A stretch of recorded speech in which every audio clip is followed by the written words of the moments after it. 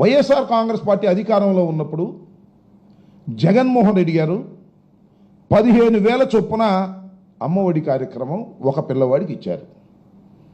చంద్రబాబు నాయుడు గారు అధికారంలోకి వస్తే ఎంతమంది పిల్లలుంటే అంతమంది పిల్లలకు ఇస్తామని వాగ్దానం చేశారు. మేము 84 లక్షల మంది పిల్లలకి ఇచ్చాం వాళ్ళ తల్లులకి. ఓ నీ దుంపదగా ఏందయ్యా రాంబాబు నువ్వు మాట్లాడేది?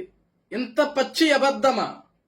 84 లక్షల మందికి జగన్మోహన్ రెడ్డి అమ్మఒడి పథకం ఇచ్చాడా? వినేవాడు జగన్మోహన్ రెడ్డి అయితే చెప్పేవాడు అంబటి రాంబాబు అన్నట్లుందా నీ వ్యవహారం? ఈరోజు కూటమి ప్రభుత్వం ఇచ్చిన మాట ప్రకారం చంద్రబాబు నాయుడు గారు ఆ రోజు ఏదైతే హామీని ఇచ్చారో ఆ ఇచ్చిన హామీ ప్రకారం ఇంట్లో ఎంతమంది బిడ్డలుంటే అంతమంది బిడ్డల్ని చదివించే బాధ్యత నేను తీసుకుంటాను, కూటమి ప్రభుత్వం తీసుకుంటామని ఏదైతే హామీ ఇచ్చాడో చంద్రబాబు నాయుడు గారు ఈరోజు ఆ హామీని నెరవేర్చారు. ఆంధ్రప్రదేశ్ రాష్ట్రంలో ఉన్న తల్లులందరూ కూడా చాలా సంతోషంగా ఉన్నారు, చాలా సంతోషాన్ని వ్యక్తపరుస్తున్నారు. ఈరోజు మా ఇంట్లో ఒక బిడ్డ ఉంటే ఒక బిడ్డకి 2 బిడ్డలు ఉంటే 2 బిడ్డలకి 3 బిడ్డలు ఉంటే 3 బిడ్డలకి 4 బిడ్డలు ఉంటే 4 బిడ్డలకి 5 బిడ్డలు ఉంటే 5 బిడ్డలకి 10 మంది బిడ్డలుంటే 10 మంది బిడ్డలకి కూడా తల్లికి వందనం కార్యక్రమం ఈరోజు మాకు వచ్చింది. మా కుటుంబాలు మొత్తం సంతోషంగా ఉన్నాయి, మా బిడ్డల భవిష్యత్తుకి డబ్బులు ఉపయోగపడతాయని చెప్పేసి ప్రతి ఒక్క తల్లి కూడా తన ఆనందాన్ని వ్యక్తపరుస్తుంది.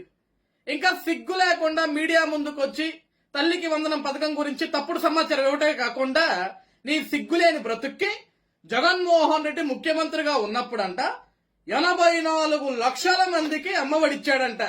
చెప్పు తీసి కొట్టేటోళ్ళు లేకపోతే నీలాంటి అబద్ధాలకి అడ్డోదుపు లేదా రాంబాబు? అసలు కనీసం బటన్ నొక్కిన జగన్మోహన్ రెడ్డి కన్నా తెలుసా 84 లక్షల మందికి నేను ఇచ్చాయని? నీకు ఫ్యూజ్ దగ్గరిపోయింది.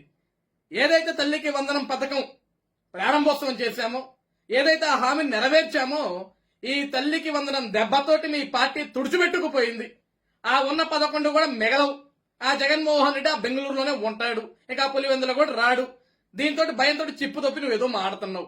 కాబట్టి రాంబాబు నీకు కూడా పిచ్చి బాగా ముదిరింది కాబట్టి అప్పుడప్పుడు కొన్ని టాబ్లెట్లు వేసుకుని ఇంట్లో పడుకో, ఆ మీడియా ముందుకు రాకు, ప్రజల్లో ఎదవ్వైపోతావు. ఆల్రెడీ అయిపోయావు, ఇంకా ఎందుకు చెప్పు.